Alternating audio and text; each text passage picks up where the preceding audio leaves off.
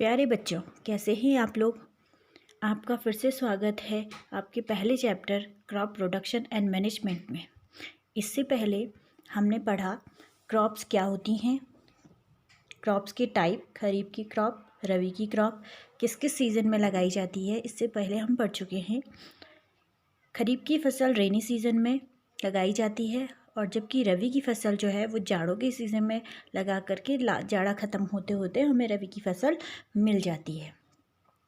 आगे हम पढ़ेंगे कि जो कृषि है, कृषि की पद्धतियाँ क्या क्या है, किस प्रकार से कृषि की जाती है, हमें एक अच्छी फसल किस प्रकार से प्राप्त होती है, जिसके स्टेप्स आपको दिखाई दे रहे हैं। पहले भी मैं बता चुकी हूँ, preparation of soil, sowing of seed, manuring, irrigation, harvesting and storage.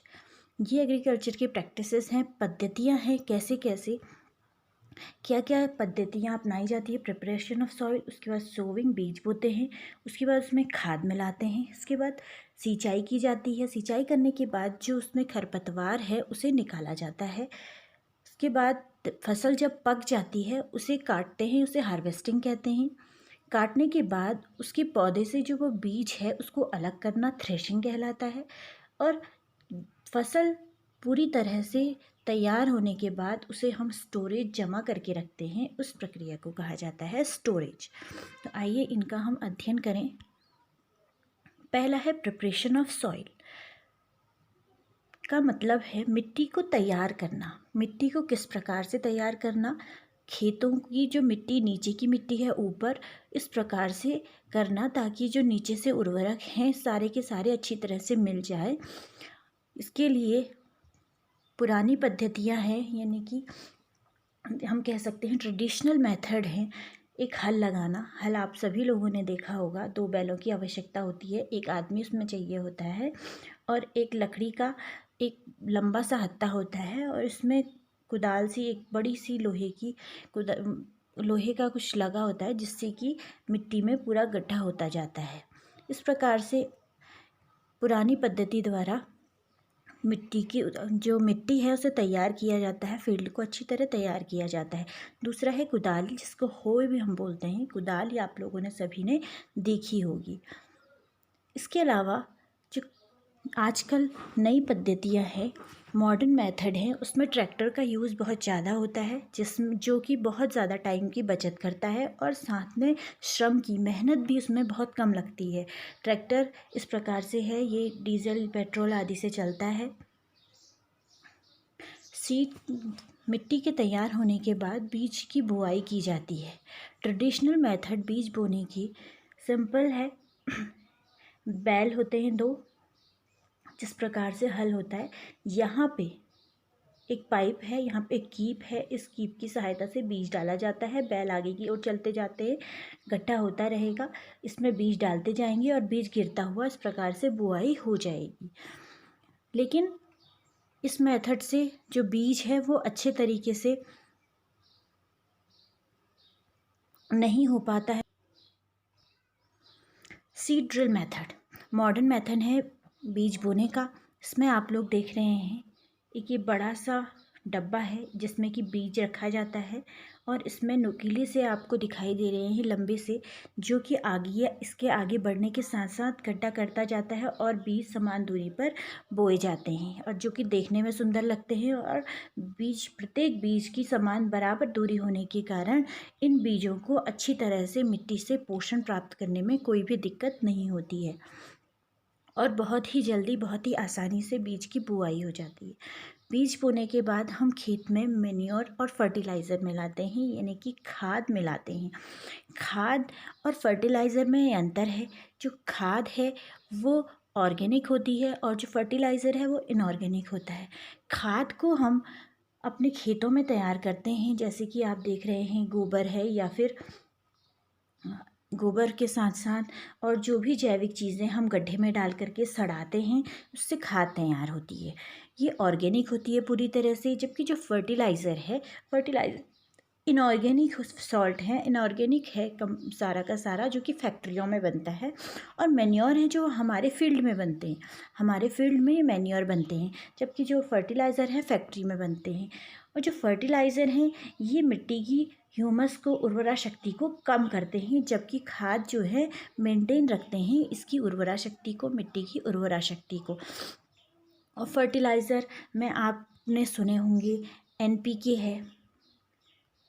है, यूरिया है, ये फर्टिलाइज़र है। और जो खाद है, हम गोबर की खाद हम बनाते हैं या हमने जैविक अपने पत्तियों को सड़ा गला करके जो खाद बनती है वो मैन्योर कहलाती है। तो कहने का मतलब है फर्टिलाइज़र जो है वो मिट्टी की उर्वरा शक्ति को कम करता है, जबकि जो खाद है मिट्टी की उर्वरा शक्ति को बनाए रखता है।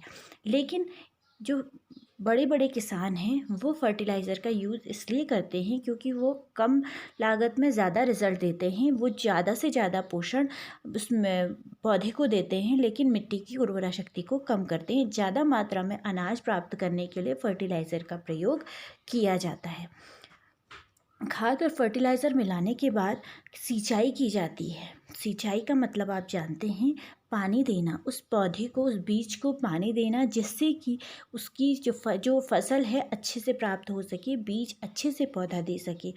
फसल बरसात के सीज़न वाली फसलों में कम सिंचाई की आवश्यकता होती है बजाय कि विंटर सीज़न की फसलों में।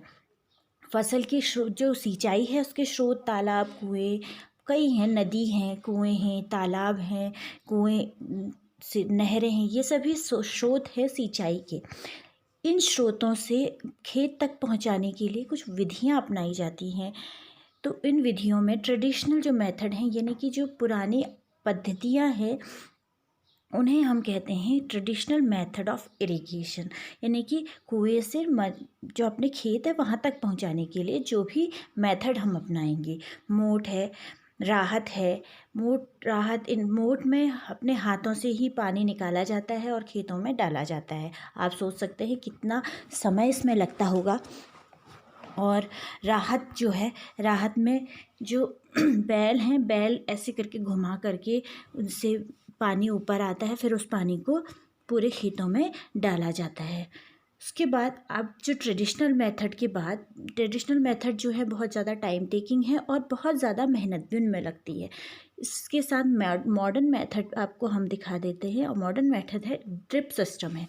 ड्रिप सिस्टम में होता क्या है कि जो स्रोत है पानी का, यानी कि कोई भी स्रोत हो सकता है, नदी, तालाब, कुएँ, कोई भी जो स्रोत है, या फिर हम उसको ला करके एक ड्रम में हमने रख दिया है, उसको पंप की सहायता से इसमें बहुत सारे नल इस प्रकार से फिट कर दिए जाते हैं। नल फिट कर देते हैं और हर जो पौधा है, हर पौधे पे छोटे छोटे पाइप्स लगा दिए जाते हैं, इस प्रकार से पाइप, और उससे हल्का उनको इस प्रकार से छोड़ा जाता है कि जो पानी है वो बूंद बूंद की तरह गिरता रहे। पानी इनमें बूंद बूंद बूंद बूंद करके गिरता रहता है, जिससे कि इनको लगातार पानी मिलता है और पानी की भी बहुत ज़्यादा बचत होती है। जिस जगह पे पानी की ज़रूरत है वहाँ पर ही पानी गिरता है। इसके अलावा एक स्प्रिंकल सिस्टम है। स्प्रिंकल सिस्टम में इस तरह से पूरे के पूरे ये इसमें नल लगे हुए हैं, नल ऊपर खड़े किए हुए हैं उसके बाद, और ये चारों ओर फैलता है और पानी को फेंकता रहता है, यानी कि फव्वारा जैसा एक बना देते हैं, जिससे कि सिंचाई की जाती है और बहुत ही जल्दी सिंचाई हो जाती है। हालांकि इसमें पानी बहुत ज़्यादा वेस्ट होता है, लेकिन ये आधुनिक पद्धतियाँ हैं सिंचाई की।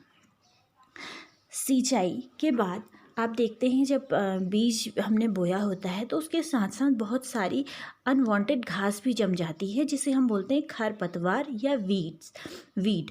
तो उस वीड को या फिर सिंपल कुदाल से हम निकालते हैं, लेकिन वो बहुत ज़्यादा टाइम टेकिंग है। बड़े बड़े जो किसान होते हैं वो वीडीसाइड का प्रयोग करते हैं, यानी कि वीड को हटाने के लिए या वीड ना हो इस वजह से वो उसका स्प्रे कर देते हैं उसमें, ताकि जो वीड है वो ना हो। अगर वो नहीं होंगी तो हमारा जो फसल होगी उसको ज़्यादा अच्छे से पोषण मिलेगा, जिससे फसल हमारी अच्छी हो सकेगी। अब हमारी फसल पक चुकी है, अब हम उसे काटेंगे। काटने के लिए आप जानते, काटने की जो प्रक्रिया है उसे हम बोलते हैं हार्वेस्टिंग किया जाता है। जो छोटे किसान हैं वो हार्वेस्टिंग दराती आपने देखी होगी, आप सभी के घरों में दराती होती है, दराती के द्वारा किया जाता है, लेकिन ये बहुत ज़्यादा देर लगाता है। जो बड़े किसान हैं वो हार्वेस्टर का यूज़ करते हैं। हार्वेस्टर इस फसल को एक ही बहुत कम समय में बड़े बड़े खेतों को ये फसल को काट करके तैयार रख देता है। अब फसल कट के रखी जा चुकी है। फसल के कटने के बाद प्रोसेस आती है थ्रेशिंग की। थ्रेशिंग की प्रोसेस आती है। थ्रेशिंग का मतलब होता है जो फसल हम थ्रेशर ने काट करके रखी हुई है उससे ये बीज हैं, इन बीजों को अलग करना, उस पौधे से इन बीजों को अलग करना, ये प्रोसेस कहलाती है थ्रेशिंग की। तो थ्रेशिंग के करने के बाद, थ्रेशिंग के लिए आजकल नए नए थ्रेशर भी यूज़ किए जा रहे हैं। बहुत बड़े बड़े थ्रेशर आते हैं जिसमें कि जो हार्वेस्टर से जो फसल काटी जाती है उसको थ्रेशर में डाल करके उसके बीज को अलग कर दिया जाता है और भूसा अलग हो जाता है। उसके बाद जब थ्रेशिंग हो जाती है उसके बाद विनोइंग एक प्रोसेस आती है, पिछली क्लास में आपने पढ़ी होगी।